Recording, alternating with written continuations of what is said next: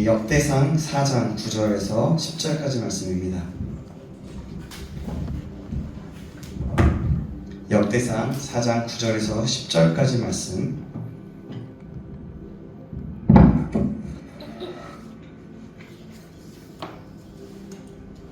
찾으셨나요?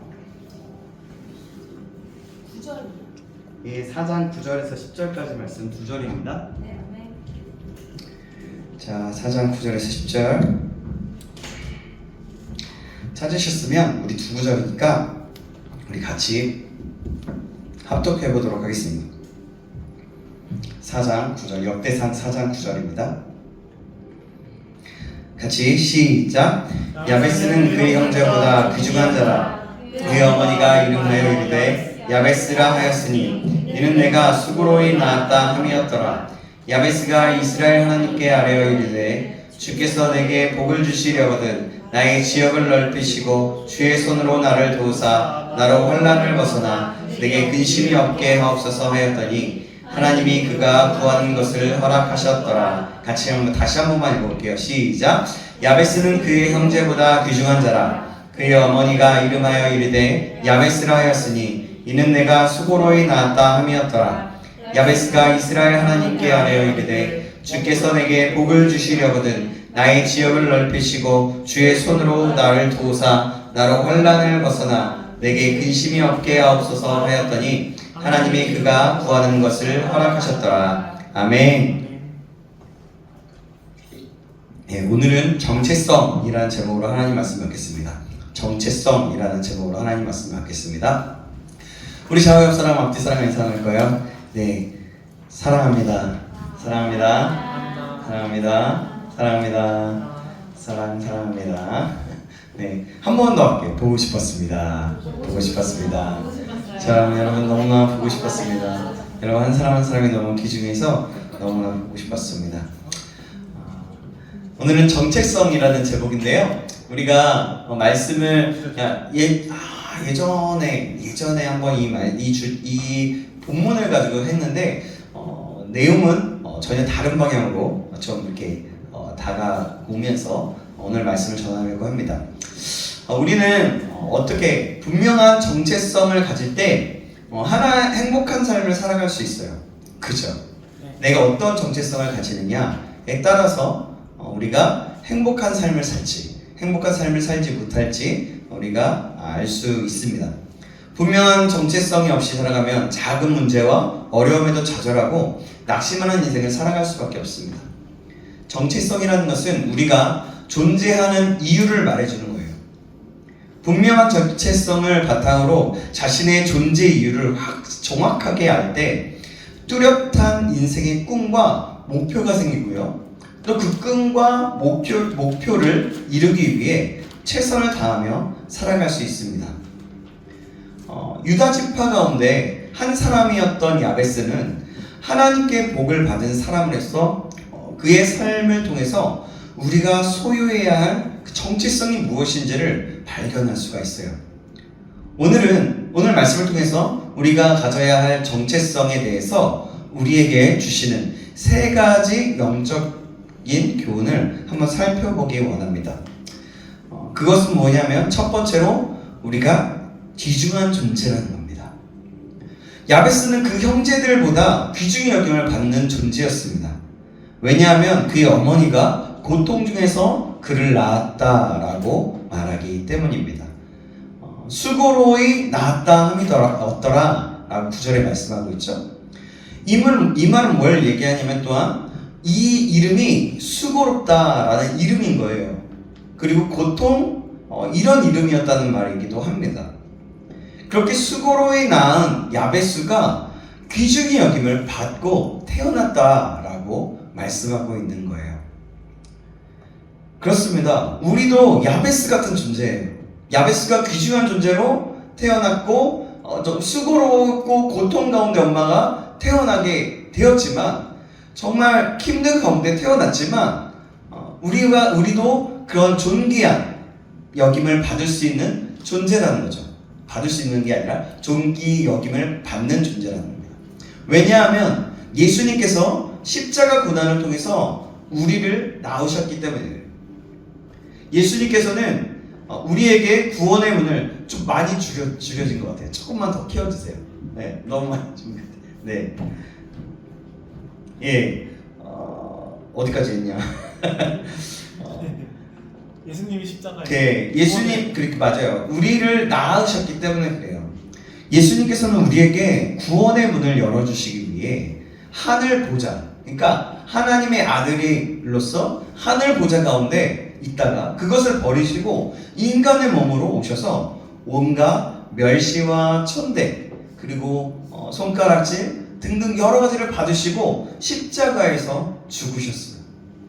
전혀 그럴 분이 아니셨고 그럴 수 없으신 분이셨지만 자신의 위치와 자신의 어떠한 그 모든 것들을 다 내려놓고 이 땅에 인간으로 오신, 그리고 우리의 죄, 모든 사람들의 죄를 위해서, 모든 인류의 죄를 위해서 십자가에서 죽으셨습니다. 빌립보서 2장 6절부터 8절은 이렇게 말씀합니다.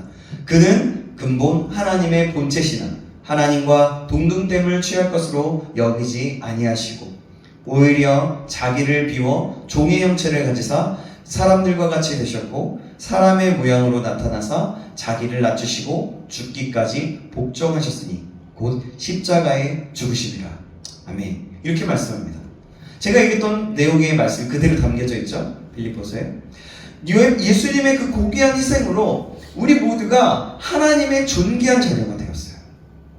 따라서 누구든지 예수님의 이름을 믿고 영접하기만 하면 하나님의 자녀가 될 수 있게 됩니다. 여러분은 예수님을 영접하셨습니까? 아멘. 그렇다면 여러분들은 하나님의 자녀인 겁니다. 요한복음 1장 12절에 이렇게 말씀합니다. 영접하는 자 곧 그의 이름을 믿는 자들에게는 하나님의 자녀가 되는 권세를 주셨으니. 아멘. 예수님께서 그 참혹한 그 고난을 당하신 것은 오직 우리로 하여금, 그러니까 영육 간의 강건함을 누릴 수 있고 또 누리면서 거룩하고 하나님께서 계획하신 그 복된 삶을 살아가게 하기 위함입니다. 이사야서 53장 5절에는 이렇게 말씀하고 있어요. 그가 찔림은 우리의 허물 때문이요 그가 상함은 우리의 죄악 때문이라. 그가 징계를 받음으로 우리는 평안을 누리고 그가 채찍에 맞음으로 우리는 나음을 받았도다 라고 말씀하고 있습니다. 그러니까 따라서 우리가 우리 자신을 바라볼 때는 우리가 갖고 있는 조건이나 처한 환경을 가지고 자신을 보지 말고 죽기까지 우리를 사랑하신 그 예수님을 통해 우리 자신을 보아야 된다는 겁니다. 생각해보세요. 내 자신을 보면 너무나 연약하고 보잘것없어요. 굉장히.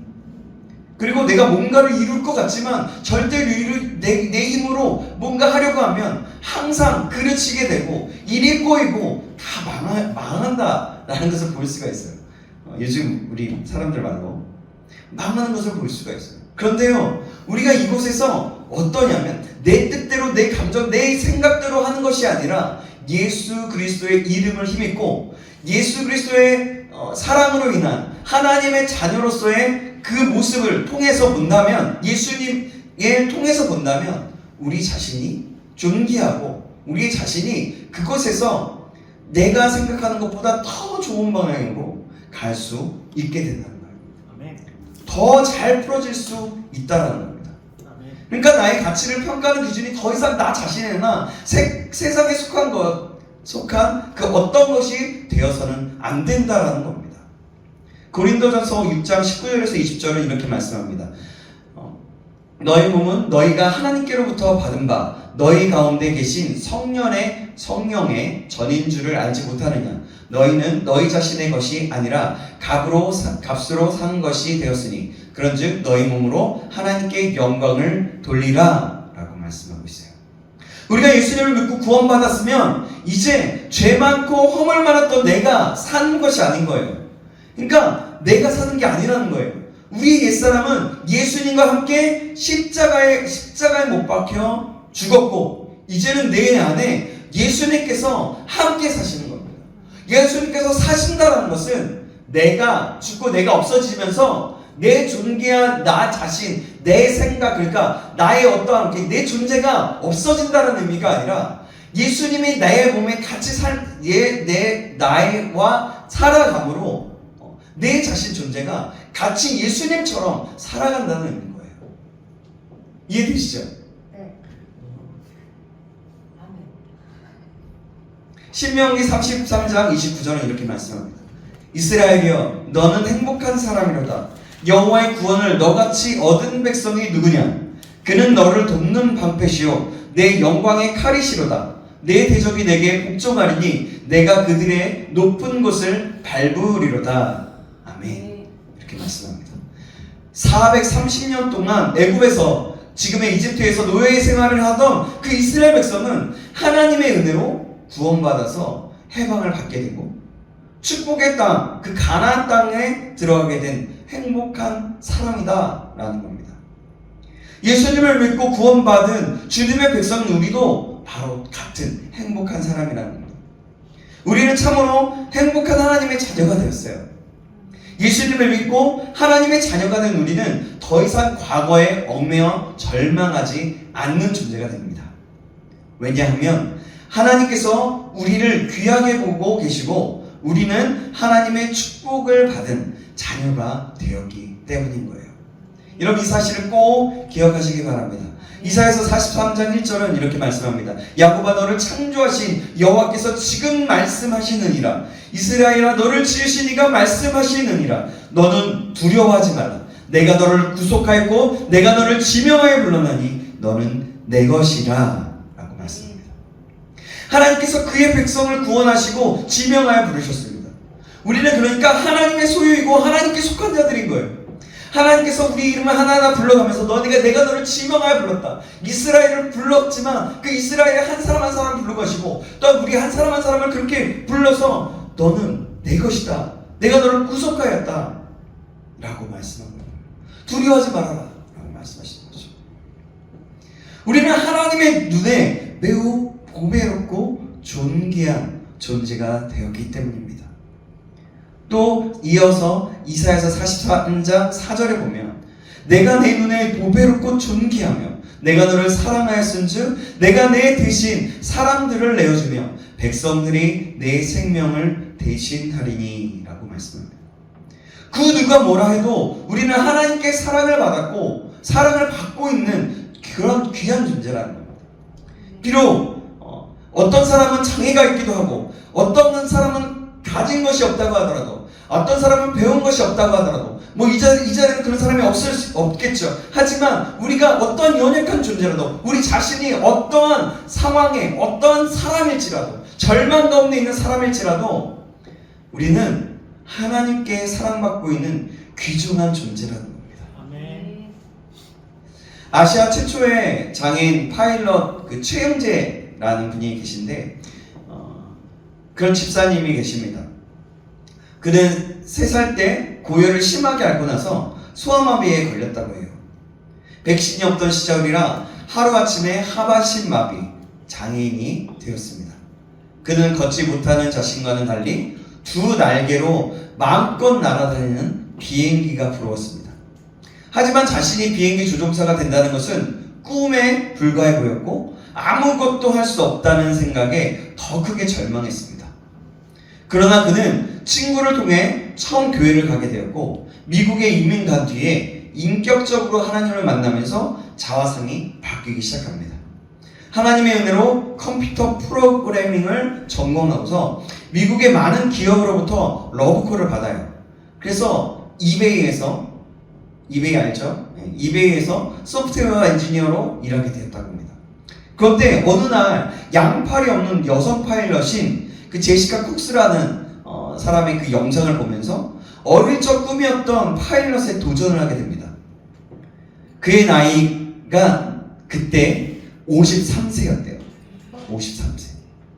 어릴 때부터 큰 수술을 5번이나 받았고 또 그 53세 전에 5년 전에는 시형 간염으로 죽을 뻔하다가 겨우 완치된 몸이었는데 그가 과감하게 도전했던 거예요. 그의 도전은 처음엔 쉽지 않았습니다. 여러 비행학교를 수소문해봤지만 휠체어 장애인용 비행기와 또 교관을 찾기는 어려웠습니다. 하지만 포기하지 않고 계속해서 도전한 결과 환경이 열리게 된대요. 매년 미국 전역에서 5명에서 6명의 그 장애인을 선발해서 비행훈련 교육 비용을 전액으로 지원해주는 그 비영리 단체인 에이블 플라이트에 동양인 최초로 선발되게 된 거예요. 이후 6주간 비장애인과 같은 그런 고강도 비행 훈련을 받고 아시아 최초의 장애인 파일럿이 되었습니다. 그는 그래서 이렇게 말했습니다. 2다리로 걸을 수는 없었지만 하늘을 자유롭게 날 수 있게 되었습니다. 도전하지 않으면 아무 일도 일어나지 않습니다. 불가능한 것처럼 여겨지는 상황이라도 포기하지 마세요. 제가 금방 포기했다면 성취되는 일들은 없었을 겁니다. 꿈과 믿음을 가지고 나아간다면 이루어집니다. 진짜 장애는 우리의 생각이며 생각이 바뀔 때 꿈은 현실이 됩니다.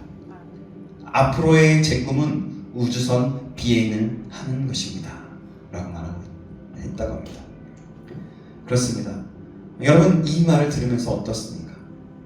우리는 어떠한 부정적인 자아상이 있습니까? 아니면 긍정적인 자아상이 있습니까? 이 아시아 최초의 파일럿이었던 장애인 파일럿이었던 최영재라는 집사님, 지금은 어떤 직분을 가지셨는지 모르겠습니다. 그분께서는 꿈이 그 장애, 그 진짜 장애는 생각이다라고 말했습니다. 우리도 마찬가지입니다. 우리도 동일하게 긍정적인 자아상을 가져야 되는 거예요. 긍정적인 생각을 가져야 됩니다. 우리는 하나님께 사랑받는 존재임을 기억하며 살아야 하는 거예요. 우리는 더 이상 실패자가 아니고 버림받은 인생이 아니라는 겁니다. 하나님께서 우리를 복받은 존재로 세워주시고 일생 동안 하나님의 은혜 가운데 살게 만들어 주시기 때문입니다. 우리는 그런 존재를 부르셨어요. 우리가 예수님을 믿고 하나님께 나아간다면 하나님은 우리를 통해서 일하시고 또한 그 하나님을 힘입어서 나아갈 때 정말 이 최초의 장애인 파일럿이었던 최영재 집사님 같은 일들을 감당하게 하실 겁니다. 자, 그러면 두 번째는 뭐냐면 복받은 존재라는 거예요. 복받은 존재. 뭐 읽고 있는 건 아니죠? 네, 저는 또 성경 말씀 있나 이러세요. 네, 둘째로 복받은 존재라는 겁니다. 야베스는 하나님께 놀라운 축복을 받은 존재였습니다. 역대상 4장 10절에 말씀하고 있어요. 우리도 하나님께로부터 축복을 받은 존재라는 것을 기억하시기 바랍니다. 하나님께서는 택하신 자들에게 복을 주시기 원하시는 하나님이세요. 그런데 문제는 우리라는 거예요. 문제는 하나님은 계속 복을 주시고 너는 복이야, 너는 복이 될 거야 라고 얘기하지만 문제는 우리 자신이 그 복을 받을 만한 존재가 되지 않고 믿지 않고 신뢰하지 않고 그냥 내 마음대로 내 뜻대로 내 생각대로 살아가고 죄 가운데 살아가고 있기 때문에 바로 그런 겁니다. 또 생각에 장애가 가지고 있어서 그런 거가 될 수 있다는. 하나님께서는 믿음의 조상인 아브라함을 부르셨을 때 이렇게 말씀해요. 내가 너로 큰 민족을 이루고 내게 복을 주어 네 이름을 창대하게 하리니 너는 복이 될지라. 너를 축복하는 자에게는 내가 복을 내리고 너를 저주하는 자에게는 내가 저주하리니 땅의 모든 족속이 너로 말미암아 복을 얻을 것이라 하신지라. 아멘. 이렇게 말씀하고 있어요. 하나님께서 믿음의 조상인 그 아브라함을 부르셨을 때 그에게 복을 약속하셨습니다. 하나님께서는 아브라함에게 복을 주셔서 모든 민족이 아브라함을 통해서 복을 받고 아브라함을 하나님의 복을 받은 그 모델로 삼게 하셨어요. 그 자신을 복으로 삼으셨다는 거예요. 아브라함 자체를. 우리가 예수님을 믿을 때 이 복을 받게 되는 겁니다. 우리는 복을 받은 하나님의 자녀이기 때문에 우리가 어디를 가든지 그곳에 하나님의 복이 함께하게 되어 있어요. 우리가 예수님을 믿는 그 순간 우리는 복의 통로가 되어서 선한 영향력을 내가 생각하는 것보다 내가 생각하는 그런 영향력이 아니라 나도 모르게 그것이 선한 영향력을 끼쳐지게 되어 있는 거예요. 내가 주님과 함께 한다. 아멘. 그냥 무조건 아니 복 받는다 복을 주셨대 그냥 막연한 그런 것이 아니라 하나님과 동행함으로 하나님의 말씀에 순종함으로 하나님의 뜻을 알고 있을 때에 하나님과 함께 할 때에 그렇게 된다는 거죠. 갈라디아서 3장 13절에서 14절은 이렇게 말씀합니다. 그리스도께서 우리를 위하여 저주를 받은 바 되사 율법의 저주에서 우리를 속량하셨으니 기록된 바 나무에 달린 자마다 저주 아래 있는 자라 하였습니다. 이는 그리스도 예수 안에서 아브라함의 복이 이방인에게 미치게 하고 또 우리로 하여금 믿음으로 말미암아 성령의 약속을 받게 하려 함이라 라고 말씀합니다. 또 고린도후서 8장 9절은 우리 주 예수 그리스도의 은혜를 너희가 알거니와 부유하신 이로써 너희를 위하여 가난하게 되심은 그의 가난함으로 말미암아 너희를 부유하게 하려 하심이라 라고 말씀합니다. 예수님을 믿는 우리는 하나님께 복을 받은 존재가 어떤 모습인지 보여주는 복의 모델이 된 거예요. 세상은 다르게 볼 수 있지만 하나님의 눈을 볼 때 또 이 세상에 그러나 여러분 사람들이 어떻게 볼지 모를 수도 있지만 근데 놀라운 거는 내가 이 뜻대로 가다 보면 이 뜻 가운데 나가다 보면 하나님께서 그렇게 복으로 보여주는 모델로 복의 모델로 우리 자신을 볼 수 있게 된다는 겁니다. 우리가 받은 아브라함의 복과 일맥상통하는 그 복이 바로 야베스의 기도를 통해 받은 복입니다. 하나님께서는 우리에게 지경을 넓혀주시고 복을 주십니다. 야베스가 얘기하죠. 원하옵건대 주께서 내게 복을 주시려거든 나의 지경을 넓히시고 주의 손으로 나를 도사 나로 환난을 벗어나 내게 근심이 없게 하옵소서 하였더니 하나님이 그가 구하는 것을 주셨더라 라고 말씀합니다. 그래요. 이렇게 하나님께서 우리의 지경을 넓혀주시기 원합니다. 복을 그렇게 주신다는 거예요. 주님께서 우리의 영적인 지경도 넓혀주시고 환경적인 축복의 그 지경도 넓혀주십니다. 즉 주님께서는 우리에게 영향력을 주시고 그 영향력을 날로 확대시켜주고 키워주신다는 거예요. 주님께서는 우리를 세상의 빛으로 부르셨어요. 따라서 우리의 빛의 영향력을 우리는 빛의 영향력을 발휘해야 하고 더 많은 사람에게 빛을 비춰야 하는 그런 존재로 부름을 받은 사람들입니다. 에베소서 5장 8절에서 9절은 이렇게 말씀하죠. 너희가 전에는 어두움이더니 이제는 주 안에서 빛이라 빛의 자녀들처럼 행하라. 빛의 열매는 모든 착함과 의로움과 진실함에 있느니라. 아멘. 우리가 가는 곳이 어두워지면 안 되고 점점 더 밝아져야 합니다. 우리를 만난 사람들의 표정이 밝아지고 마음의 기쁨이 회복되고 삶의 소망을 얻어야 하는 겁니다. 이것이 빛의 영향력이에요. 세상의 빛으로서 빛의 영향력을 발휘한다는 것은 오늘 여기 에베소서에 말하는 것처럼 말하는 것은 착한 행실을 하는 것, 곧 가난하고 병들고 소외되고 그런 이웃들에게 우리가 받은 사랑과 축복을 나누는 거예요. 하나님께서 복을 주시는 것은 이를 통해서 하나님께 영광을 돌리고 고통당하는 이웃을 사랑으로 섬기라는 뜻입니다. 이처럼 우리가 받은 사랑과 축복을 나눌 때 하나님께서 우리의 지경을 더욱더 넓혀주셔서 더 많은 이웃들을 섬길 수 있는 기회를 주신다라는 겁니다. 사랑하는 여러분, 저와 여러분이 이 사실을 기억하시기 바랍니다. 그러면 우리는 어떻게 해야 될까요? 빛으로 부름을 받았던 그러면 이렇게 해야 됩니다 라고 얘기했지만 여러분들 그런 빛을 발하기 위해서 우리는 어떠한 마음과 행실과 어떠한 마음가짐을 가져야 될까요? 우리가 그런 존재이다라는 것을 아는 것이고 또 하나님을 더욱더 깊이 알아가는 것이겠죠. 그럴 때 하나님을 알아갈 때 우리 자신은 자연히 하나님을 닮고 주님을 닮고 그 주님 닮은 그 복으로 인해서 다른 사람에게 영향력을 끼치며 빛을 발할 수 있게 되는 겁니다. 세계 최고의 재벌이었던 록펠러라는 사람이 있었어요. 이 사람의 이야기는 굉장히 이슈가 좀 많아요.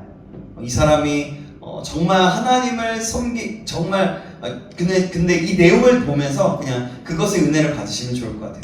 왜냐하면 이 록펠러라는 사람이 굉장히 다른 측면에서 보면 좀 약간 다른 그러니까 뭐죠? 하나님을 믿는다기보다 하나님이라는 존재를 어쨌든 안 좋은 그런 소문도 있고요. 그래. 그러나 여기에 있는 좋은 면을 보면서 우리가 좀 믿음의 눈으로 보면서 우리가 좀 들었으면 좋겠습니다.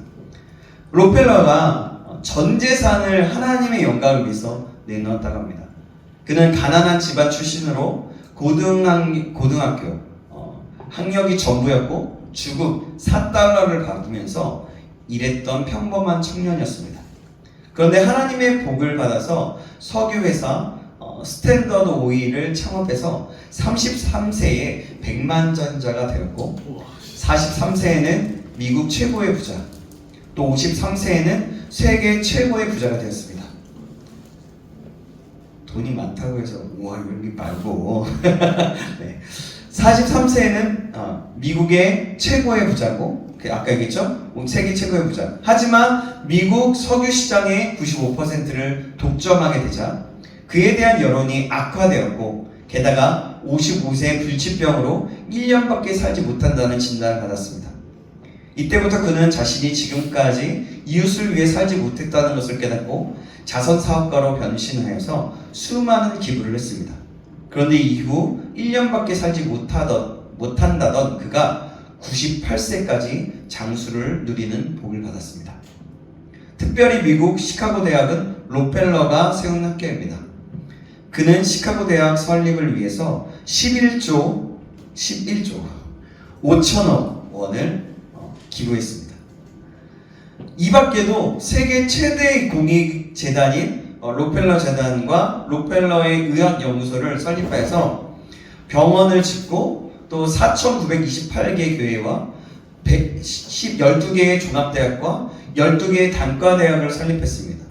그의 나이가 76세가 되던 해에 먼저 하늘나라로 간 아내를 기념하기 위해서 시카고 대학 내에 교회를 건축했는데 교회 헌당식에서 한 기자가 그에게 물었습니다. 지금까지 회장님은 오랫동안 세계 최고의 부자로 살고 계시는데 그 비결이 무엇입니까? 이에 록펠러는 이렇게 대답했다고 합니다. 어머니로부터 3가지 신앙 유산을 받은 것이 그 비결입니다. 첫 번째 유산은 11조 생활입니다. 어렸을 때 나는 용돈을 20센트씩 받았는데 그때마다 어머니는 11조를 드리는 습관을 가르쳐 주셨습니다. 두 번째 유산은 교회의 맨 앞자리에 앉아 예배를 드리는 것입니다. 세 번째 유산은 교회 일에 순종하고 목사님의 마음을 아프게 하지 말라는 것입니다. 나는 어머니의 말씀에 따라 하나님께 많은 물질을 드리면서 20년, 30년 후에 그것이 반드시 어마어마한 열매를 맺는다는 것을 확인할 수 있었습니다. 이런 하나님의 경제학을 나는 철저히 내 어머니에게서 배웠습니다. 라고 했다고 합니다. 록펠러가 하나님께로부터 받은 복은 그의 후손에게도 이어졌다고 합니다. 록펠러 가문은 석유뿐 아니라 항공, 또 원자력, 금융 등 다양한 그 산업 분야에서 명성을 누렸고 또 부통령, 그러니까 손자 넬슨 록펠러가 부통령과 아칸소 주지사를 배출하는 등 정계와 재계에서 활동하면서 물질의 복과 장수의 복을 누렸다고 합니다. 여러분 이 내용을 보면서 여러분 이 내용의 은혜를 받으시기 바랍니다. 하나님께서는 우리의 지경을 넓혀주실 뿐만 아니라 주님의 권능의 손으로 우리를 붙드시고 도와주십니다. 이사야서 41장 10절은 이렇게 말씀하죠. 우리가 다들 외우시는 분 계십니까? 외우시는 분 같이 한번 외워볼까요? 시작! 두려워 말라 내가 너와 함께함이라. 놀라지 말라 나는 내 하나님이 됨이라. 내가 너를 굳세게 하리라. 참으로 너를 도와주리라. 참으로 나의 의로운 오른손으로 너를 붙들리라. 라고 말씀합니다. 주님의 손은 강한 손, 능력의 손인 겁니다. 주님께서는 우리가 어떤 문제와 그 어떤 어려움 가운데서도 요동하지 않도록 꽉 우리를 잡아주고 계십니다. 또한 주님께서는 그 능력의 손으로 모든 환난에서 우리를 건져주시는 분이십니다.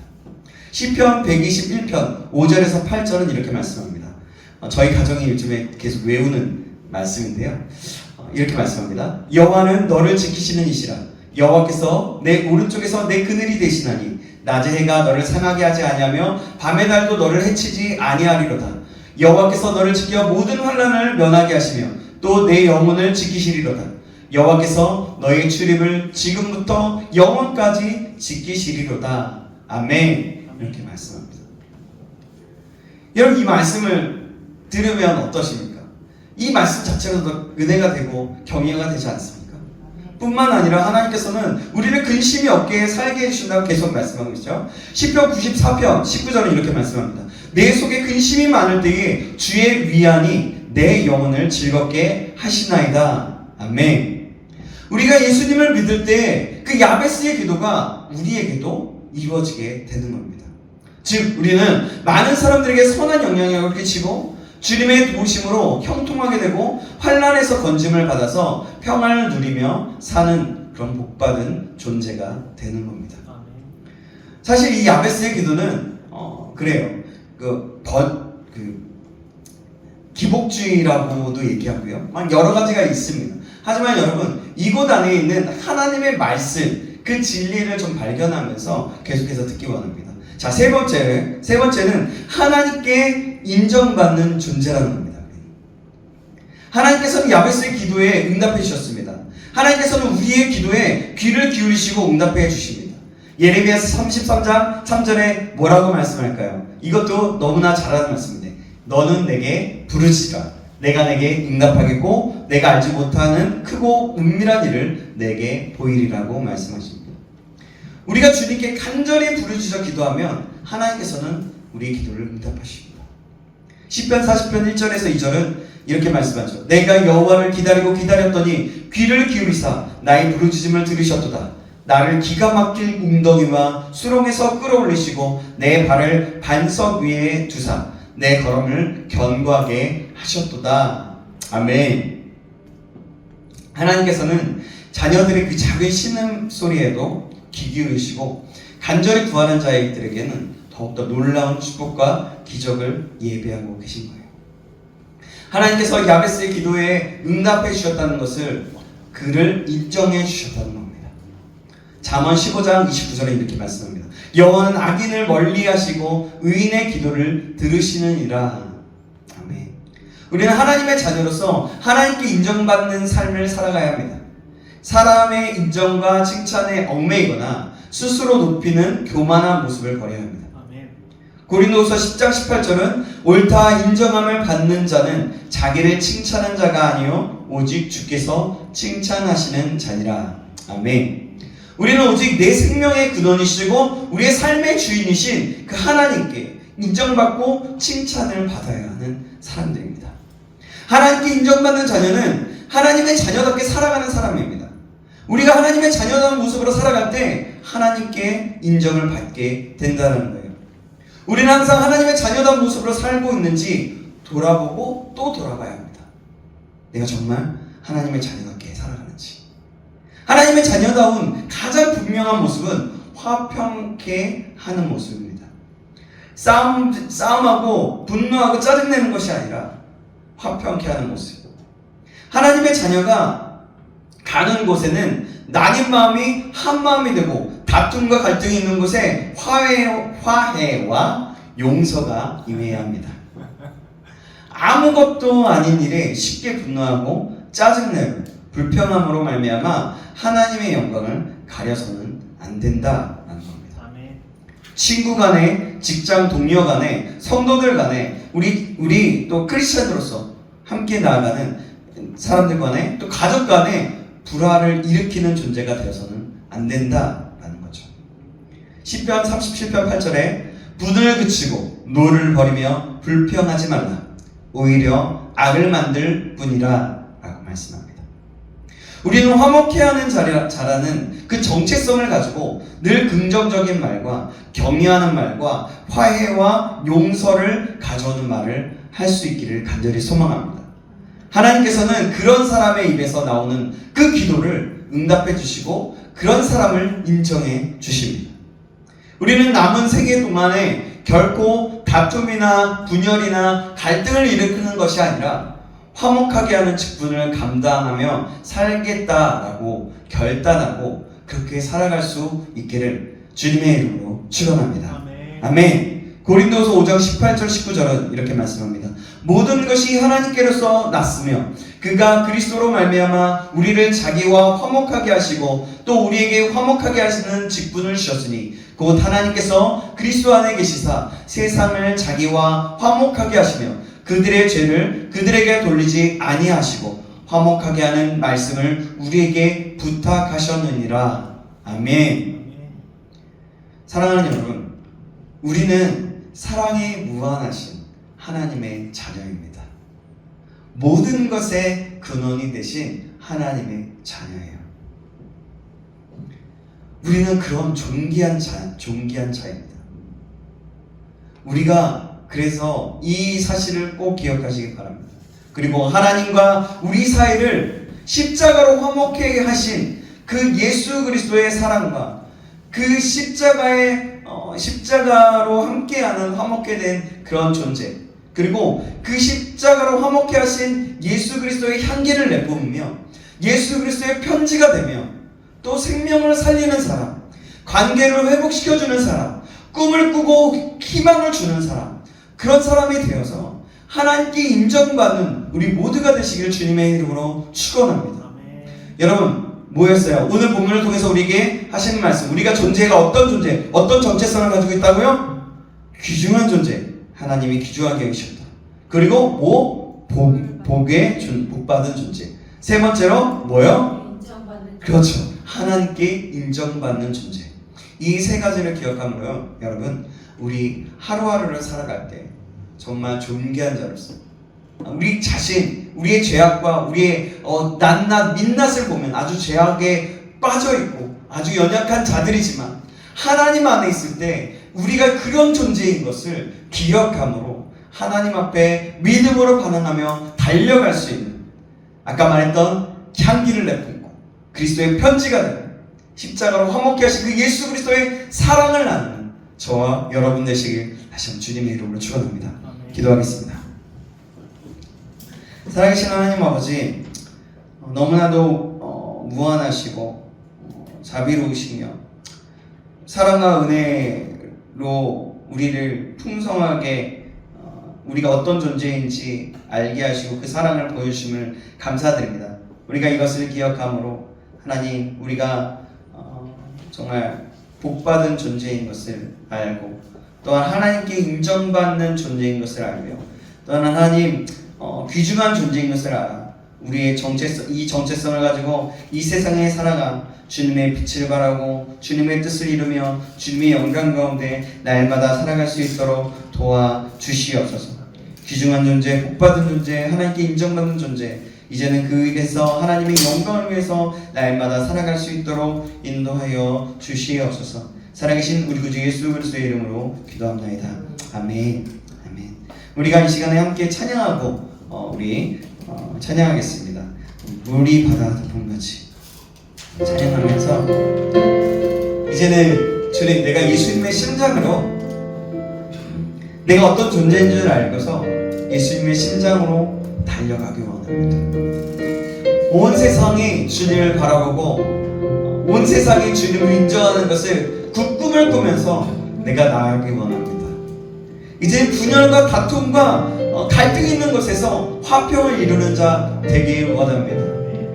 물이 바다 덮음같이 여호와의 영광이 인정하는 것이 세상에 가득하도록 하나님 나를 사용하여 주시고 나를 주님의 도구로 주님이 기뻐하시는 존재로 있게 하시며 살아갈 수 있도록 인도하여 주시옵소서. 그렇게 간절한 소망을 담아 함께 찬양하겠습니다.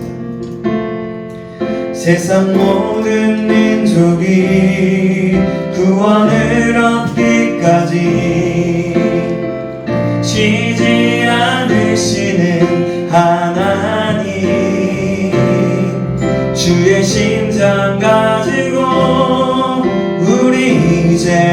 일어나 주 따르게 하소서. 세상 모든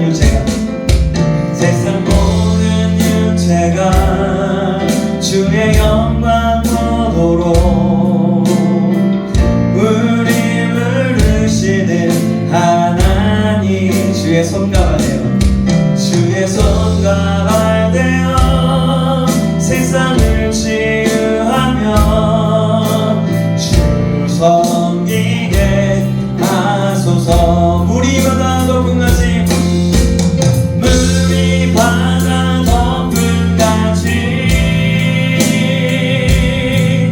여호와의 영광을 인정하는 것이 온 세상 가득하리라. 물이 바다 덮음같이 물이 바다 덮음같이 물이 바다 덮음같이 보리라. 그날에 우리가 믿음으로 선포하면서 보리라. 그날에 주의 영광 가득한 세상 우리는 듣게 될 것입니다. 우리는 듣게 되리. 온 세상 가득한 승리의 함성 온 세상 가득한 승리의 함성. 물이 바다 덮음같이 물이 바다 덮음같이 여호와의 영광을 인정하는 것이 온 세상 가득하리라. 물이 바다 덮음같이 물이 바다 덮음같이 물이 바다 덮음같이. 그래서 이 시간에 함께 기도하기 원합니다. 하나님, 이제는 아버지는 내가 어떤 정체성을 가져야 될지 알게 하심을 감사드리며 이제 내가 하나님 앞에 존귀한 자임, 귀중한 자임을 기억함으로 살아가고 복받은 자임을 기억하며 살아가고 하나님께 인정받는 존재인 것을 기억하며 살아갈 수 있도록 도와주셔서 그렇게 우리를 여기신다고 말씀하셨는데 우리에게는 그렇게 여기시는 그 하나님의 기대에 힘입어서 우리가 예수 그리스도를 믿으며 예수 그리스도 안에서 날마다 살아가서 아버지 이 세상의 빛을 발하고 이 세상의 어두운 것들 가운데 빛을 발하며 하나님 분열에 갈등과 다툼이 있는 것에 하나님의 사랑을 전하며 하나님을 허락하며 선한 영향력을 끼칠 수 있는 그런 믿음의 사람 될 수 있도록 인도해달라고 우리 다같이 시험을 주시고 기도하시겠습니다. 주여 하나님 그렇습니다. 하나님 아버지 역사하여 주시옵소서. 하나님 아버지 우리는 아버지 존귀한 자입니다. 복받은 자입니다. 하나님께 인정받는 존재입니다. 하나님 우리가 이것을 기억하게 하여 주시옵소서. 아버지 우리가 이미 그렇게 받은 존재이지만 하나님 우리의 연약함과 우리의 죄악으로 인해서 우리 아버지 악함으로 인해서 완악함으로 인해서 아버지 그대로 존재했던 그런 존재를 아버지 정말 박탈하며 존재만으로 사랑을 받은 존재임을 기억하며 아버지 사랑하는 존재임을 스스로 고백합니다. 이제는 아버지 그 모든 것들을 숨겨 하나님을 바라보며 하나님과 함께하며 주님 안에서 승리를 누리며 진정한 존재로서 아버지 이 세상의 가운데 하나님의 기념 존재로서 하나님께 복받는 존재로서 하나님께 인정받는 존재로서 날마다 살아갈 수 있도록 도와주옵소서.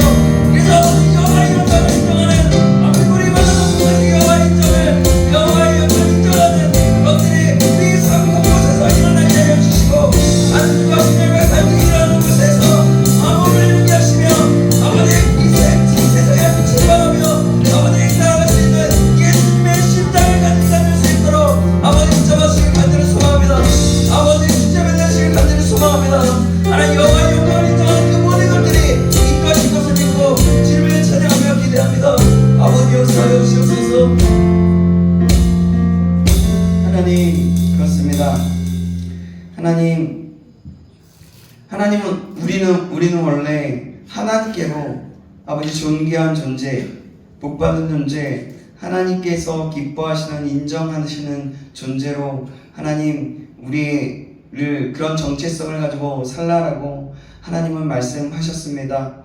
우리가 원래 그런 존재이지만 우리의 죄악과 우리의 완악함과 우리의 연약함으로 인해서 하나님 그렇게 살아갈지 그런 존재로 살아가지 못할 때가 너무나 많이 있사오니 우리를 다시 한번 긍휼히 여겨주시고 용서하시며 회복시켜 주셔서 이제는 우리가 어떤 존재인지를 알며 이 세상에서 살아갈 수 있도록 인도하여 주시옵소서.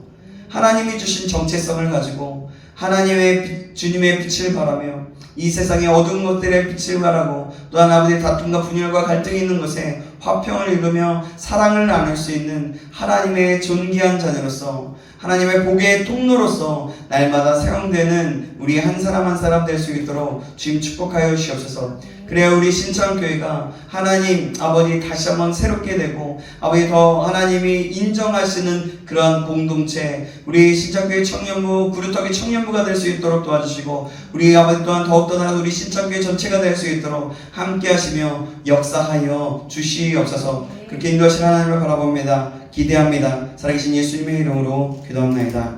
아멘.